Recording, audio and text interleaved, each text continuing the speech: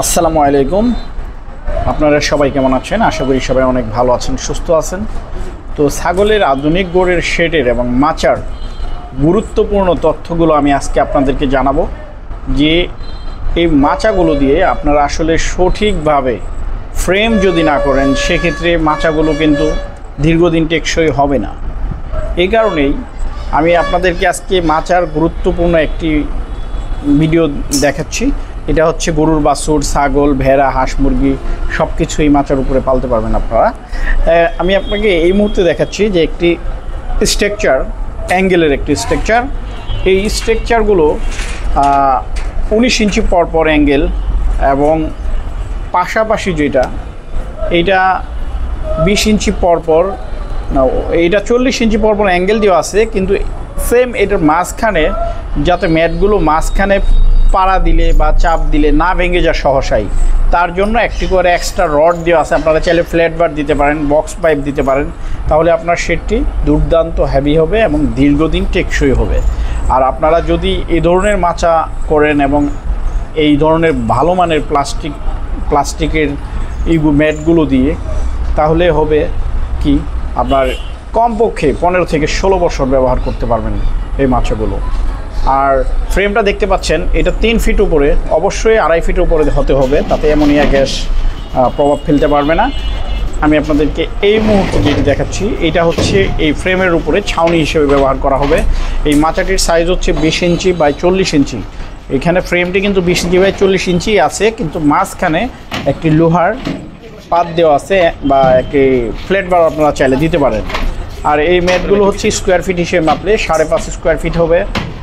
আর এই ম্যাটটির উচ্চতা 1 ইঞ্চির মতো। আর এই ম্যাটগুলোর প্রাইস হচ্ছে 550 টাকা। এটি আরেকটি কালার হয় ব্লু কালার, এবং ব্ল্যাক কালারও আপনারা চাইলে নিতে পারবেন।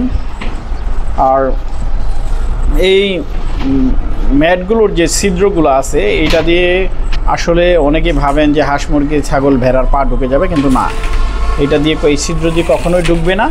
আর যে শেডটি দেখতে পাচ্ছেন, এই শেডটি মানে এত সুন্দর করে তৈরি করা যে এটা আসলে নিখুঁতভাবে এই শেডটি তৈরি করা হয়েছে। আপনারা চাইলে এইভাবেই শেডটি তৈরি করবেন, কারণ চারপাশের অ্যাঙ্গেলটা কিন্তু সোজা দেওয়া আছে, দেখেন আপনারা খেয়াল করলে বুঝতে পারবেন।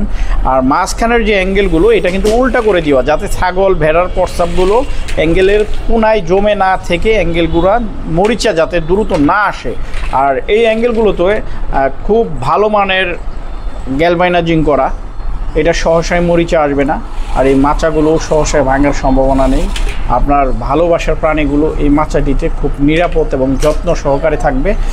আর পরে এই শীতের মধ্যে বিশেষ করে এই মাচাগুলো খুবই গুরুত্বপূর্ণ ভূমিকা পালন করবে। এই কারণেই ছাগল যখন প্রস্রাব করে আর বাকি ছাগলগুলোর সংস্পর্শে সেই প্রস্রাবের ভেজা এইগুলো পানিগুলো চলে শরীর ভিজে যায়, কিন্তু এই ধরনের মাচা থাকলে পানিগুলো সব নিচে পড়ে যাওয়ার কারণে আপনার ছাগলগুলো শুষ্ক থাকবে, শুকনা থাকবে। এতে আপনার ছাগল, ভেড়ার উকুন, আঠালি এই ধরনের পরজীবীগুলো আক্রমণ করতে পারবে না। তো আমি আপনার আরেকটি গুরুত্বপূর্ণ বিষয় যেটি হচ্ছে, এই মাচাটি আপনারা কিভাবে সংগ্রহ করবেন। আপনারা যদি পরিমাণে কম করে নেন সেক্ষেত্রে কুরিয়ারের মাধ্যমে নিতে পারবেন, এবং কুরিয়ারের অবশ্যই আপ ডাউন চার্জ অ্যাডভান্স করে বাকি টাকা কন্ডিশনে আপনারা এই মাচাগুলো সংগ্রহ করতে পারবেন। খেয়াল করবেন যে এক পাশে যদি এরকম থাকে, অপর পাশে এরকম, মানে যাতে একই রকম না থাকে, আলাদা আলাদা লকগুলো থাকে। তাহলে এইভাবে দিলে, হালকা একটু চাপ দিলে একদম সুন্দরভাবে লাগবে। এই পাশে লকটা লাগবে, আর পাশাপাশি যে লকটা, এটা লাগবে না। এটা আপনারা হচ্ছে একটার সঙ্গে একটা লাগানোর পরে, এই দেখেন, এটা কিন্তু একদম ঘোরাই নিতে হবে। এই ঘোরাই নিলাম, একদম সমান্তরাল, কত স্মুথভাবে লেগে গেছে। আর এইটা আপনারা ফ্রেমের উপরে যখন বসাবেন তখন একটা কাজ করতে হবে, এইখানে একটা ট্রাই ক্লিপ, ওই পাশে একটা ট্রাই ক্লিপ।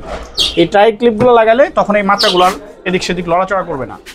ছাগলের আধুনিক মাচার ভিডিওটি আজকের মতো আমি এখানেই শেষ করছি। আবারও নতুন ভিডিও নিয়ে হাজির হব আপনাদের সামনে। সে পর্যন্ত আপনারা সবাই ভালো থাকুন, সুস্থ থাকুন। আল্লাহ হাফেজ। আসসালামু আলাইকুম ওয়া রাহমাতুল্লাহ।